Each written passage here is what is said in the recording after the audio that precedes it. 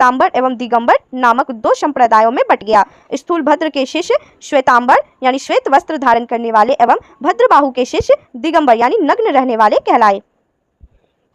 अब हम लोग देखेंगे जैन संगीतियाँ। संगीति, वर्ष, स्थल और अध्यक्ष। प्रथम जैन संगीति 300 ईसा पूर्व पाटलिपुत्र में हुई थी। अध्यक्ष थे स्थूलभद्र। प्रथम जैन संगीति 300 ईसा पूर्व पाटलिपुत्र में हुई थी। अध्यक्ष थे स्थूलभद्र। द्वितीय जैन संगीति 512 ईस्वी में हुई थी बल्लवी, गुजरात में। अध्यक्ष थे क्षमा श्रवण। द्वितीय जैन संगीति 512 ईस्वी में बल्लवी, गुजरात में हुई थी। अध्यक्ष थे क्षमा श्रवण। जैन धर्म के त्रिरत्न हैं। कौन कौन से? सम्यक दर्शन, सम्यक ज्ञान और सम्यक आचरण। यह 3 त्रिरत्न है जैन धर्म के। त्रिरत्न के अनुशीलन में निम्न 5 महाव्रतों का पालन अनिवार्य है: अहिंसा, सत्यवचन, अस्तेय, अपरिग्रह एवं ब्रह्मचर्य। जैन धर्म के 4 वरों शिक्षा, अन्न, चिकित्सा और आवास के सिद्धांत ने इसे लोकप्रिय बनाने में मदद की। जैन धर्म में ईश्वर की मान्यता नहीं है। जैन धर्म में आत्मा की मान्यता है। महावीर पुनर्जन्म एवं कर्मवाद में विश्वास करते थे। जैन धर्म के सप्तभंगी ज्ञान के अन्य नाम स्यादवाद व अनेकांतवाद है। जैन धर्म ने अपने आध्यात्मिक विचारों को सांख्य दर्शन से ग्रहण किया। जैन धर्म मानने वाले कुछ राजा थे: उद्दीन, बंद राजा, चंद्रगुप्त मौर्य, कलिंग नरेश खारवेल, राष्ट्रकूट राजा अमोघ वर्ष और चंदेल शासक। मैसूर के गंग वंश के मंत्री चामुंड के प्रोत्साहन से कर्नाटक के श्रवणबेलगोला में 10वीं शताब्दी के मध्य भाग में विशाल बाहुबली की मूर्ति, गोमतेश्वर की मूर्ति का निर्माण किया गया। गोमतेश्वर की प्रतिमा कायोत्सर्ग मुद्रा में है। महावीर तपस्या की इस मुद्रा में वह अपनी चारों ओर के वातावरण से अनभिज्ञ हैं। उनके पैरों में सांप लपेटे हुए हैं तथा चींटियों ने मिट्टी से घरौंदे बना दिए हैं। यह मूर्ति 18 मीटर ऊंची है एवं एक ही चट्टान को काटकर बनाई गई है। खजुराहो में जैन मंदिरों का निर्माण चंदेल शासकों द्वारा किया गया। मौर्योत्तर युग में मथुरा जैन धर्म का प्रसिद्ध केंद्र था। मथुरा कला का संबंध जैन धर्म से है। जैन तीर्थकरों की जीवनी भद्रबाहु द्वारा रचित कल्पसूत्र में है। 72 वर्ष की आयु में महावीर की मृत्यु यानी निर्वाण 468 ईसा पूर्व में बिहार राज्य के पावापुरी राजगीर में हो गई। मल्ल राजा सृष्टिपाल के राजप्रसाद में महावीर स्वामी को निर्वाण प्राप्त हुआ था। बौद्ध धर्म के संस्थापक गौतम बुद्ध थे। इन्हें एशिया का ज्योति पुंज यानी लाइट ऑफ एशिया कहा जाता है। गौतम बुद्ध का जन्म 563 ईसा पूर्व में कपिलवस्तु के लुम्बिनी नामक स्थान पर हुआ था। इनके पिता शुद्धोधन शाक्यगण के मुखिया थे। इनकी माता माया देवी की मृत्यु इनके जन्म के 7वें दिन ही हो गई थी। इनका लालन पालन सौतेली मां प्रजापति गौतमी ने किया था। चलिए बुद्ध के जीवन से संबंधित बौद्ध धर्म के प्रतीक देखेंगे। जन्म का प्रतीक कमल एवं शान, जन्म का प्रतीक था कमल एवं शान। गृह त्याग का प्रतीक था घोड़ा, गृह त्याग का प्रतीक था घोड़ा। ज्ञान का प्रतीक था पीपल, बोधि वृक्ष, ज्ञान का प्रतीक था पीपल, बोधि वृक्ष। प्रथम उपदेश का प्रतीक था चक्र, प्रथम उपदेश का प्रतीक चक्र। निर्वाण का प्रतीक पदचिन्ह, निर्वाण का प्रतीक पदचिन्ह। और मृत्यु का प्रतीक स्तूप, मृत्यु का प्रतीक स्तूप। इनके बचपन का नाम सिद्धार्थ था। गौतम बुद्ध का विवाह 16 वर्ष की अवस्था में यशोधरा के साथ हुआ। इनके पुत्र का नाम राहुल था। सिद्धार्थ जब कपिलवस्तु की सैर पर निकले तो उन्होंने निम्न 4 दृश्यों को क्रमशः देखा। सबसे पहले बूढ़ा व्यक्ति, फिर उन्होंने एक बीमार व्यक्ति देखा, फिर उन्होंने एक शव और अंत में उन्होंने एक सन्यासी को देखा। सांसारिक समस्याओं से व्यतीत होकर सिद्धार्थ ने 29 वर्ष की अवस्था में गृह त्याग किया, जिसे बौद्ध धर्म में महाविनिष्क्रमण कहा गया है। गृह त्याग करने के बाद सिद्धार्थ यानी बुद्ध ने वैशाली के आला रकलाम के सांख्य दर्शन की शिक्षा ग्रहण की। आला रकलाम सिद्धार्थ के प्रथम गुरु हुए, जिससे उन्होंने शून्य का ज्ञान प्राप्त किया। आला रकलाम के बाद सिद्धार्थ ने राजगीर के रुद्रकराम पुत्र से शिक्षा ग्रहण की, जिससे उन्होंने योग का ज्ञान प्राप्त किया। उडुवेला में सिद्धार्थ को कौंडिन्य, वप्पा, भादिया, महानामा एवं अशागी नामक 5 साधक मिले। बिना अन्न जल ग्रहण किए 6 वर्ष की कठिन तपस्या के बाद 35 वर्ष की आयु में वैशाख की पूर्णिमा की रात निरंजना यानी फल्गु नदी के किनारे पीपल वृक्ष के नीचे सिद्धार्थ को ज्ञान प्राप्त हुआ। ज्ञान प्राप्ति के बाद सिद्धार्थ बुद्ध के नाम से जाने गए। वह स्थान बोधगया कहलाया। बुद्ध ने अपना प्रथम उपदेश सारनाथ ऋषिपत्तनम में दिया, जिसे बौद्ध ग्रंथों में धर्म चक्र प्रवर्तन कहा गया है। बुद्ध ने अपने उपदेश जनसाधारण की भाषा पाली में दिए। बुद्ध ने अपने उपदेश कौशल, वैशाली, कौशाम्बी व अन्य राजाओं में दिए। सर्वाधिक उपदेश कौशल देश की राजधानी श्रावस्ती में उन्होंने दिया। इनके प्रमुख अनुयायी शासक थे बिंबिसार, प्रसेनजीत व उद्दीन। अद्भुत भारत लेखक ए.एल. वाशम के अनुसार 49 दिनों की तपस्या के बाद बुद्ध को ज्ञान की प्राप्ति हुई थी। बुद्ध की मृत्यु 80 वर्ष की अवस्था में 483 ईसा पूर्व में कुशीनारा, देवरिया, उत्तर प्रदेश में चुंड द्वारा अर्पित भोजन करने के बाद हो गई, जिसे बौद्ध धर्म में महापरिनिर्वाण कहा गया है। मल्लों ने अत्यंत सम्मानपूर्वक बुद्ध का अंत्येष्टि संस्कार किया। एक अनुश्रुति के अनुसार मृत्यु के बाद बुद्ध के शरीर के अवशेषों को 8 भागों में बांटकर उन पर 8 स्तूपों का निर्माण कराया गया। बुद्ध के जन्म एवं मृत्यु की तिथि को चीनी परंपरा के कैंटोन अभिलेख के आधार पर निश्चित किया गया है। बौद्ध धर्म के बारे में हमें विशद ज्ञान त्रिपिटक, विनय पिटक, सूत्र पिटक व अभिधम्म पिटक से प्राप्त होता है। तीनों पिटकों की भाषा पाली है। थेरवाद मत की पाली त्रिपिटक सबसे पुराना है। सूत्र पिटक में बुद्ध के धार्मिक सिद्धांतों को संवाद के रूप में संकलित किया गया है। विनय पिटक में संघ के भिक्षु एवं भिक्षुणी के लिए बनाए गए नियमों का संग्रह किया गया है और इसमें संघ के अनुशासन के तोड़ने पर किए जाने वाले प्रायश्चितों की सूची भी दी गई है। अभिधम्म पिटक में सूत्र पिटक में वर्णित सिद्धांतों के सुव्यवस्थित अनुशीलन के लिए आवश्यक सूचियों के सारांश तथा प्रश्नोत्तरी का समावेश किया गया है। नोट पढ़ेंगे। पाली त्रिपिटकों को पहली शताब्दी ईसा पूर्व में श्रीलंका के शासक वत्तगामिनी की देखरेख में पहली बार लिपिबद्ध किया गया। सूत्र पिटक के 5 निकाय है: दीघ निकाय, मध्यम निकाय, संयुक्त निकाय, अंगुत्तर निकाय और खुद्दक निकाय। बुद्ध के पूर्व जन्मों से जुड़ी जातक कथाएं खुद्दक निकाय की 15 पुस्तकों में से एक है। खुद्दक निकाय में धम्मपद, नैतिक उपदेशों का पदात्मक संकलन, थेर गाथा बौद्ध भिक्षुओं का गीत और थेरी गाथा बौद्ध भिक्षुणियों की गीत है। बौद्ध धर्म मूलतः अनिश्वरवादी है। इसमें आत्मा की परिकल्पना भी नहीं है। बौद्ध धर्म में पुनर्जन्म की मान्यता है। तृष्णा को छिन्न हो जाने की अवस्था को ही बुद्ध ने निर्वाण कहा है। विश्व दुखों से भरा है, यह सिद्धांत बुद्ध ने उपनिषद से लिया। बुद्ध के अनुयायी 2 भागों में विभाजित है। भिक्षुक और उपासक। भिक्षुक बौद्ध धर्म के प्रचार के लिए जिन्होंने संन्यास ग्रहण किया उन्हें भिक्षुक कहा गया और उपासक कौन होते हैं? गृहस्थ जीवन व्यतीत करते हुए बौद्ध धर्म अपनाने वालों को उपासक कहा गया। बौद्ध संघ में सम्मिलित होने के लिए न्यूनतम आयु सीमा 15 वर्ष थी। बौद्ध संघ में प्रविष्टि होने को उपसंपदा कहा जाता था। बौद्ध धर्म के त्रिरत्न है बुद्ध, धम्म एवं संघ। चलिए अब देखेंगे बौद्ध सभाएं के बारे में। सभा, समय, स्थान, अध्यक्ष और शासनकाल। प्रथम बौद्ध संगीति 483 ईसा पूर्व में राजगृह में हुआ, जिसके अध्यक्ष थे महाकश्यप और यह अजातशत्रु के शासनकाल में हुआ। प्रथम बौद्ध संगीति 483 ईसा पूर्व में राजगृह में हुआ, अध्यक्ष थे महाकश्यप और यह अजातशत्रु के शासनकाल में हुआ। द्वितीय बौद्ध संगीति 383 ईसा पूर्व में वैशाली में हुआ, अध्यक्ष थे सवाकामी और कालाशोक के शासनकाल में हुआ। द्वितीय बौद्ध संगीति 383 ईसा पूर्व में वैशाली में हुआ, अध्यक्ष थे सवाकामी और यह कालाशोक के शासनकाल में हुआ।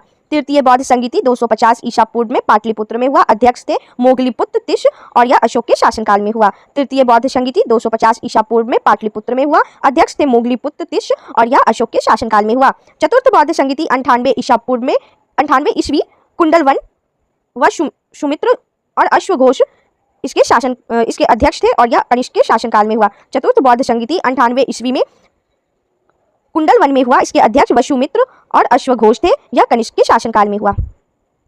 चतुर्थ बौद्ध संगीति के बाद बौद्ध धर्म 2 भागों हीनयान एवं महायान में विभाजित हो गया। बौद्ध धर्म के महायान संप्रदाय का आदर्श बोधिसत्व है। बोधिसत्व दूसरे के कल्याण को प्राथमिकता देते हुए अपने निर्वाण में विलंब करते हैं। हीनयान का आदर्श अरहत पद को प्राप्त करना है। जो व्यक्ति अपनी साधन से निर्वाण की प्राप्ति करते हैं उन्हें ही अरहत कहा जाता है। धार्मिक जुलूस का प्रारंभ सबसे पहले बौद्ध धर्म के द्वारा प्रारंभ किया गया। बौद्धों का सबसे पवित्र त्योहार वैशाख पूर्णिमा है, जिसे बुद्ध पूर्णिमा के नाम से जाना जाता है। इसका महत्व इसलिए है कि बुद्ध पूर्णिमा के ही दिन बुद्ध का जन्म, ज्ञान की प्राप्ति एवं महापरिनिर्वाण की प्राप्ति हुई। बुद्ध ने संसारिक दुखों के संबंध में 4 आर्य सत्यों का उपदेश दिया। ये हैं दुख, दुख समुदाय, दुख निरोध और दुख निरोधगामिनी प्रतिपदा। इन संसारिक दुखों से मुक्ति हेतु बुद्ध ने अष्टांगिक मार्ग की बात कही। ये साधन है सम्यक दृष्टि, सम्यक संकल्प, सम्यक वाणी, सम्यक कर्मांत, सम्यक आजीव, सम्यक व्यायाम, सम्यक स्मृति और सम्यक समाधि। बुद्ध के अनुसार अष्टांगिक मार्गों के पालन करने के उपरांत मनुष्य की भव तृष्णा नष्ट हो जाती है और उसे निर्वाण प्राप्त हो जाता है। निर्वाण बौद्ध धर्म का परम लक्ष्य है, जिसका अर्थ है दीपक का बुझ जाना, अर्थात जीवन मरण चक्र से मुक्त हो जाना। बुद्ध ने निर्वाण प्राप्ति को सरल बनाने के लिए निम्न 10 शीलों पर बल दिया। चलिए देखेंगे यह 10 शील कौन कौन से हैं। अहिंसा, सत्य, अस्तेय यानी चोरी ना करना, अपरिग्रह किसी प्रकार की संपत्ति ना रखना, मद्य सेवन ना करना, असमय भोजन ना करना, सुखप्रद बिस्तर पर नहीं सोना, धन संचय ना करना, स्त्रियों से दूर रहना और नृत्य गान आदि से दूर रहना। गृहस्थों के लिए केवल प्रथम 5 शील तथा भिक्षुओं के लिए 10 शील मानना अनिवार्य था। बुद्ध ने मध्यम मार्ग, मध्यमा प्रतिपद का उपदेश दिया। अनिश्वरवाद के संबंध में बुद्ध बौद्ध धर्म एवं जैन धर्म में समानता है। जातक कथाएं प्रदर्शित करती है कि बोधिसत्व का अवतार मनुष्य रूप में भी हो सकता है तथा पशुओं के रूप में भी। बोधिसत्व के रूप में पुनर्जन्मों की दीर्घ श्रृंखला के अंतर्गत बुद्ध ने शाक्य मुनि के रूप में अपना अंतिम जन्म प्राप्त किया, किंतु इसके उपरांत मैत्रेय तथा अन्य अनाम बुद्ध अभी अवतरित होने शेष हैं। सर्वाधिक बुद्ध मूर्तियों का निर्माण गंधार शैली के अंतर्गत किया गया, लेकिन बुद्ध की प्रथम मूर्ति संभवतः मथुरा कला के अंतर्गत बनी थी। तिब्बत, भूटान एवं पड़ोसी देशों में बौद्ध धर्म का प्रचार पद्मसंभव गुरु रिनपाच ने किया। इनका संबंध बौद्ध धर्म के वज्रयान शाखा से था। इनकी 123 फीट ऊंची मूर्ति हिमाचल प्रदेश रेवालसर झील में है। नोट देखेंगे, भारत में उपासना की जाने वाली प्रथम मूर्ति संभवतः बुद्ध की है। भारत में उपासना की जाने वाली प्रथम मूर्ति संभवतः बुद्ध की है। भारत के महत्वपूर्ण बौद्ध मठ कौन कौन से हैं, किस स्थान पर है और किस राज्य या केंद्र शासित प्रदेश में है? चलिए एक एक करके देखेंगे। टाबो मठ ताबो गांव स्पीति घाटी हिमाचल प्रदेश में है। ताबो मठ ताबो गांव स्पीति घाटी हिमाचल प्रदेश में है। नामग्याल मठ धर्मशाला हिमाचल प्रदेश में है। नामग्याल मठ धर्मशाला में हिमाचल प्रदेश में है। हेमिश मठ लद्दाख में जम्मू कश्मीर में है। हेमिश मठ लद्दाख जम्मू कश्मीर में है। थिकसे मठ लद्दाख जम्मू कश्मीर में है। थिकसे मठ लद्दाख जम्मू कश्मीर में है। शाशुर मठ लाहौल स्पीति हिमाचल प्रदेश में है। शाशुर मठ लाहौल स्पीति हिमाचल प्रदेश में है। मिंड्रालिंग मठ देहरादून उत्तराखंड में है। मिंड्रालिंग मठ देहरादून उत्तराखंड में है। रूमटेक मठ गंगटोक सिक्किम में है। रूमटेक मठ गंगटोक सिक्किम में है। तवांग मठ अरुणाचल प्रदेश में। तवांग मठ अरुणाचल प्रदेश में है। नाम ड्रॉलिंग मठ मैसूर कर्नाटक में है। नाम ड्रॉलिंग मठ मैसूर कर्नाटक में है। और बोधि मंडा मठ बोधगया बिहार में है। बोधि मंडा मठ बोधगया बिहार में है। शैव धर्म भगवान शिव की पूजा करने वालों को शैव एवं शिव के से संबंधित धर्म को शैव धर्म कहा गया है। शिवलिंग उपासना का प्रारंभिक पुरातात्विक साक्ष्य हड़प्पा संस्कृति के अवशेषों से मिलता है। ऋग्वेद में शिव के लिए रुद्र नामक देवता का उल्लेख है। अथर्ववेद में शिव को भव, शर्व, पशुपति एवं भूपति कहा गया है। लिंग पूजा का पहला स्पष्ट वर्णन मत्स्य पुराण में मिलता है। महाभारत के अनुशासन पर्व से भी लिंग पूजा का वर्णन मिलता है। रुद्र के पत्नी के रूप में पार्वती का नाम तैत्तिरीय आरण्यक में मिलता है। शिव की पत्नी की सौम्य रूप है पद्मा, पार्वती, उमा, गौरी एवं भैरवी। वामन पुराण में शैव संप्रदाय की संख्या 4 बताई गई है। यह है पाशुपत, कपालिक, कालामुख और लिंगायत। पाशुपत संप्रदाय शैवों का सर्वाधिक प्राचीन संप्रदाय है। इसके संस्थापक लकुलीश थे, जिन्हें भगवान शिव ने 18 अवतारों में से एक माना जाता है। पशुपत संप्रदाय के अनुयायियों को पंचार्थिक कहा गया है। इस मत का प्रमुख सैद्धांतिक ग्रंथ पाशुपत सूत्र है। श्रीकर पंडित एक विख्यात पशुपत आचार्य थे। चलिए अब संप्रदाय और उनके संस्थापक देख लेंगे। आजीवक संप्रदाय के संस्थापक थे मखलीपुत्र गोशाल। आजीवक संप्रदाय के संस्थापक है मखलीपुत्र गोशाल। घोर अक्रियावादी संप्रदाय के संस्थापक है पूरन कश्यप। घोर अक्रियावादी संप्रदाय के संस्थापक है पूरन कश्यप। यदृच्छावाद के संस्थापक है आचार्य अजित। यदृच्छावाद के संस्थापक है आचार्य अजित। और भौतिकवादी संप्रदाय के संस्थापक है पकुत कच्चायन। भौतिकवादी संप्रदाय के संस्थापक है पकुत कच्चायन। कापालिक संप्रदाय के इष्ट देव भैरव थे। इस कापालिक संप्रदाय के इष्ट देव भैरव थे। इस संप्रदाय का प्रमुख केंद्र श्रीशैल नामक स्थान है। चलिए एक और संप्रदाय के बारे में देखेंगे। अनिश्चयवादी संप्रदाय, जिसके संस्थापक हैं संजय वेठलीपुत्र। अनिश्चयवादी संप्रदाय के संस्थापक है संजय वेठलीपुत्र। नेक्स्ट पॉइंट देखेंगे। कालामुख संप्रदाय के अनुयायियों को शिव पुराण में महावर्तधर कहा गया है। इस संप्रदाय के लोग नर कपाल में ही भोजन, जल तथा सुरापान करते हैं और साथ ही अपने शरीर पर चिता की भस्म मलते हैं। लिंगायत संप्रदाय दक्षिण में प्रचलित था। इन्हें जंगम भी कहा जाता था। इस संप्रदाय के लोग शिवलिंग की उपासना करते थे। शून्य संपादने लिंगायतों का मुख्य धार्मिक ग्रंथ है। बशव पुराण में लिंगायत संप्रदाय के प्रवर्तक अल्लाह प्रभु तथा उनके शिष्य वासव को बताया गया है। इस संप्रदाय को वीरशिव संप्रदाय भी कहा जाता है। नोट, वासव व उनका भतीजा चन्ना वासव कर्नाटक के कलचुरी राजाओं के दरबार में रहते थे।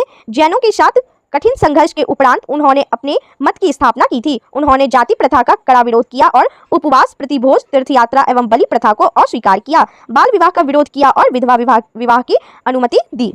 10वीं शताब्दी में मत्स्येंद्रनाथ ने नाथ संप्रदाय की स्थापना की। इस संप्रदाय का व्यापक प्रचार प्रसार बाबा गोरखनाथ के समय में हुआ। गोरखनाथ ने वर्ण व्यवस्था तथा ब्राह्मणों के विशेषाधिकारों की आलोचना की। उनके द्वारा प्रतिपादित सिद्धांत को तंत्र कहा जाता है। इसकी सदस्यता बिना जाति भेद सबके लिए खुली थी। दक्षिण भारत में शैव धर्म चालुक्य, राष्ट्रकूट, पल्लव एवं चोलों के समय लोकप्रिय रहा। पल्लव काल में शैव धर्म का प्रचार प्रसार नायनारों द्वारा किया गया। नायनार संतों की संख्या 63 बताई गई है, जिनमें अपार, तिरुज्ञान, शंबंदर एवं सुंदर मूर्ति आदि के नाम उल्लेखनीय है। नोट देखेंगे पशुपतिनाथ मंदिर के बारे में। नेपाल की राजधानी काठमांडू से 3 किलोमीटर उत्तर पश्चिमी में बागमती नदी के किनारे देवपाटन गांव में स्थित एक शिव मंदिर है। नेपाल के धर्मनिरपेक्ष राष्ट्र बनने से पहले यह मंदिर राष्ट्रीय देवता भगवान पशुपतिनाथ का मुख्य निवास माना जाता था। इस मंदिर परिसर को सन 1979 में यूनेस्को विश्व सांस्कृतिक विरासत स्थल के रूप में सूचीबद्ध किया गया। मुख्य मंदिर का निर्माण वास्तुकला की नेपाली पैगोडा शैली में हुआ है।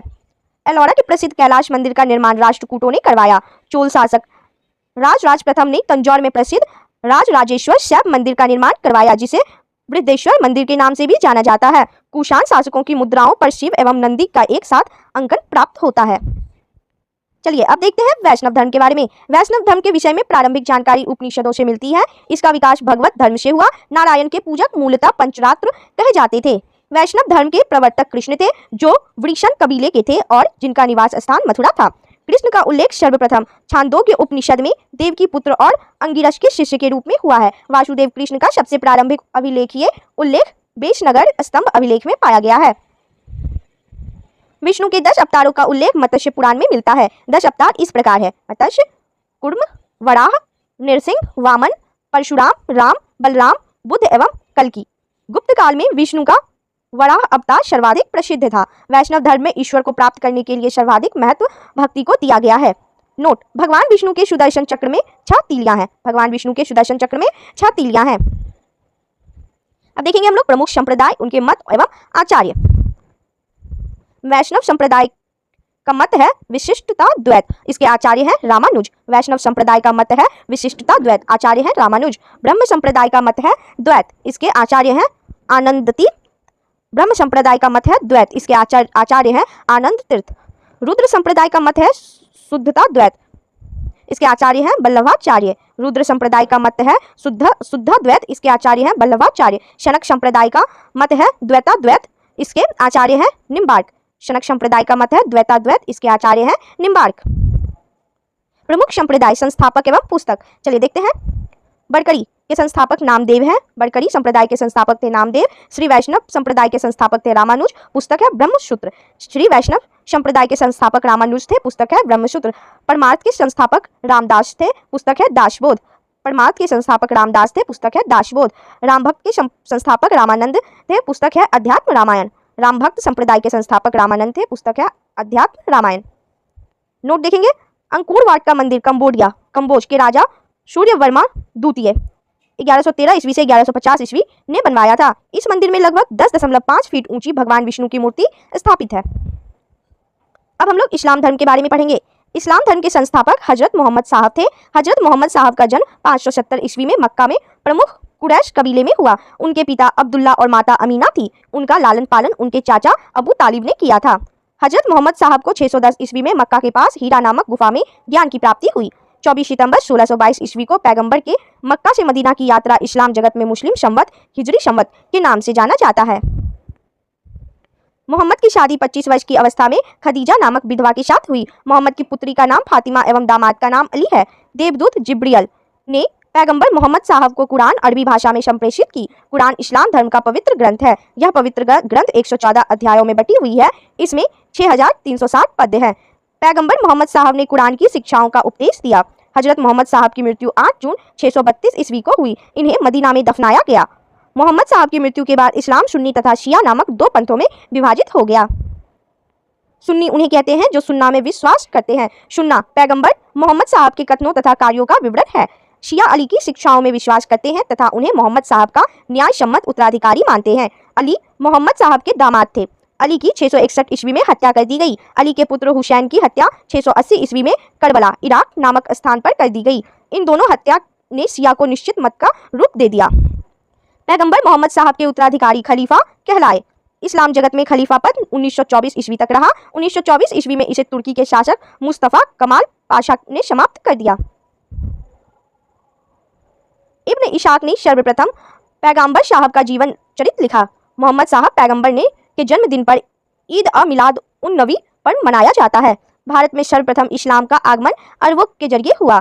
712 ईस्वी में अरबों ने सिंध जीत लिया और सबसे पहले भारत के इसी भाग में इस्लाम का एक महत्वपूर्ण धर्म बना। नोट देखेंगे,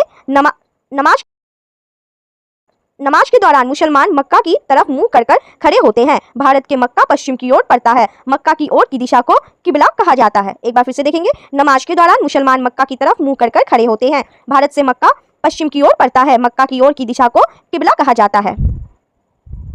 ईसाई धर्म।